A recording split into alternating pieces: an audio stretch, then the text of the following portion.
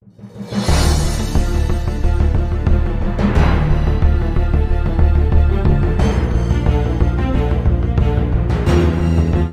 la gestion de votre stop loss. Donc votre stop loss, il ne doit jamais dépasser 2% de votre capital. D'accord, donc ça c'est une règle de base. Même les brokers vous l'indiquent dans leurs conditions générales. Ne dépassez jamais 2% de votre capital avec un trade. Avec tous vos trades d'ailleurs, parce que quand on dit 2%, vous ne lancez pas 3 trades à 2% de votre capital pour vous retrouver à 6% de risque. D'accord, donc c'est 2% en tout. Donc soit vous avez un trade que vous avez lancé avec 2% de risque, soit vous avez lancé 4 trades avec 0,5% de risque, ou 2 trades avec 1% de risque, hein, vous avez compris, mais en gros, ne dépassez jamais 2% de votre capital.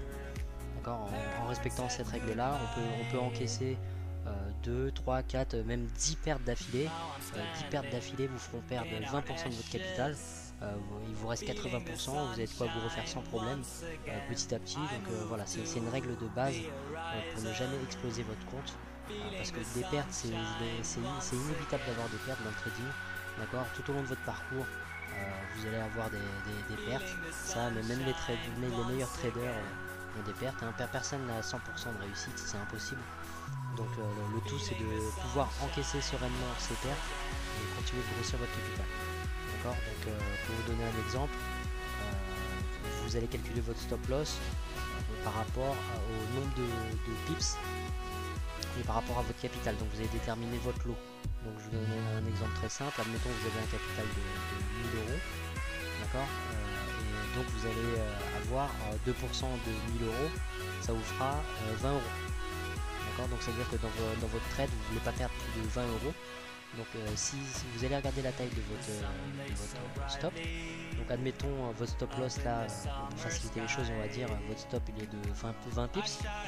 D'accord, c'est un stop moyen, 20 pips. Si vous ne devez pas perdre plus de 20 euros avec 20 pips de stop loss, et bah, tout simplement là vous allez prendre un lot mini à 0,10. D'accord, à 1 euro le pip.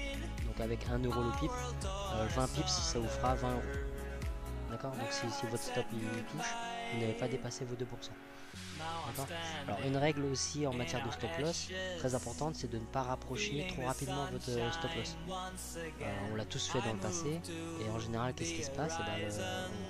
Le marché vous sort très vite de votre trend. Donc oui, vous êtes content, vous êtes en positif, mais après quand vous voyez ce que vous auriez pu prendre en plus, bon, ça dégoûte un petit peu. Donc ne rapprochez pas votre stop trop près. Quand vous avez l'analyse du marché en votre faveur, quand vous avez bien analysé, il n'y a pas de raison que le prix se retourne. Donc ne rapprochez pas votre stop trop près, ça pourrait vous faire perdre du profit alors que le marché, enfin vous avez vu juste. D'accord, on est tous passés par là, on a déjà eu des stop loss qui ont été tapés pour voir après finalement le marché continuer dans le sens de notre trade, et c'est assez frustrant. Donc rapprochez votre stop à break-even, à 0, à partir de 30 pips de profit, c'est un minimum. D'accord, donc dans le cas de trailing stop, c'est la même chose. Ne mettez jamais de trailing stop à moins de 30 pips par mois. Parce que les retracements en général peuvent prendre 20-30 pips, enfin 10, 15, 20, 25 pips sans problème. 30 pips c'est quand même plus rare. Donc voilà, c'est une bonne marge, 30 pips. En général, si vous avez un retournement de plus de 30 pips, c'est que là vous avez peut-être mal analysé. D'accord, que c'est plus un retracement mais que c'est carrément un renversement. Auquel cas, vous avez bien fait de sortir du trade à break-even. D'accord. Donc rapprochez pas votre stop trop vite. Je vais vous montrer après dans les graphiques dans le cas de trade à plus long terme. Mais en gros, si vous faites un trade à plus long terme, vous allez rapprocher votre stop petit à petit. Vous allez prendre les deux précédents swings, donc les deux précédents hauts ou les deux précédents bas, et vous allez mettre votre stop 10 pips en dessous du deuxième haut ou du deuxième bas. D'accord, je vais vous montrer après dans le graphique. Voilà, sinon pour les stop loss, l'erreur est humaine. Comme on dit dans le trading, notre plus grand ennemi c'est nous-mêmes. D'accord, personne d'autre que vous ne va cliquer sur la souris et lancer le trade. Donc on peut se tromper. Il n'y a pas de mal à reconnaître qu'on se trompe. Donc quand on se rend compte qu'on s'est trompé, il ne faut pas hésiter à tuer votre trade, le couper, même en négatif, plutôt que d'attendre et de le regarder aller jusqu'au stop loss. D'accord? Quand vous avez un stop loss de 20 pips, quand vous vous rendez compte que vous vous êtes trompé, que vous êtes déjà à moins 10 pips, et bah si vous coupez à moins 10 pips, et bah vous avez économisé les 10 pips restants du stop loss. D'accord? C'est toujours mieux que de regarder le trade aller taper votre moins 20. D'accord? Donc en matière de trading, pour lancer un trade, il faut y aller patiemment. Il ne faut jamais y aller de manière hâtive, il faut prendre son temps. Et par contre, pour économiser des sous, économiser son capital, là par contre, vous pouvez agir vite. D'accord? Quand vous vous rendez compte que c'est pas bon pour vous, n'hésitez pas à couper votre trade. Comme on dit aussi en matière de stop loss, ne repoussez pas votre stop au fur et à mesure en pensant que le trade va se retourner et aller en votre faveur. On a tous fait cette erreur au début. Comme on dit, le premier stop est toujours le moins cher. D'accord? Donc vous avez fixé un stop loss de 20 pips. Le trade arrive à moins 17, moins 18. Là, ça arrive à votre stop. N'essayez pas de repousser à moins 25, moins 30 en vous disant que ça va se retourner. Parce que la plupart du temps, ce qui va se passer, c'est que votre trade va aller jusqu'à moins 25, moins 30, etc. D'accord? Donc gardez votre premier stop et même coupez-le plus tôt si vous sentez que ce n'est pas bon pour vous. Alors, un exemple de gestion de stop loss. Pour les swing trade ou vos positions intraday, de toute façon vous allez mettre du stop loss, vous allez couper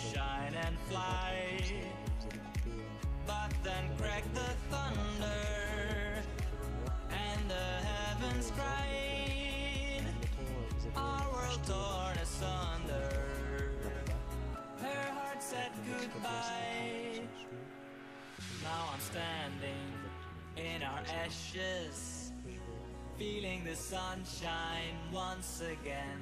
I move to the horizon, feeling the sunshine once again. Feeling the sunshine once again. Feeling the sunshine once again.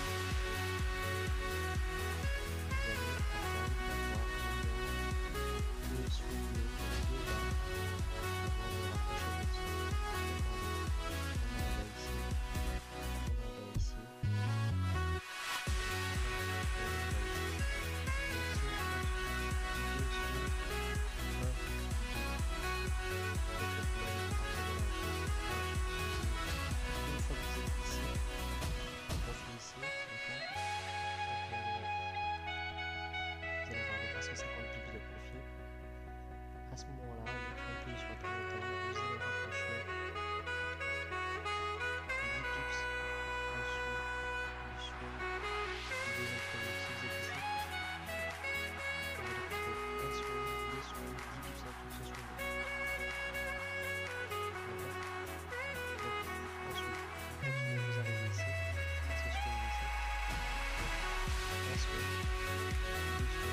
10 pips en dessous. Ils auraient pu nous sortir ici.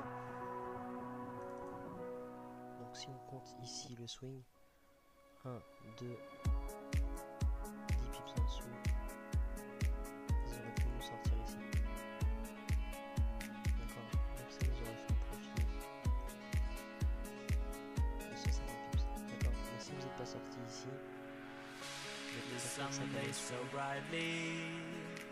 Up in the summer sky, ici. Donc si on arrive ici, I shouted at the mountains, watch me shine and fly. But then cracked the thunder, and the heavens cried, our world torn asunder. Her heart said goodbye.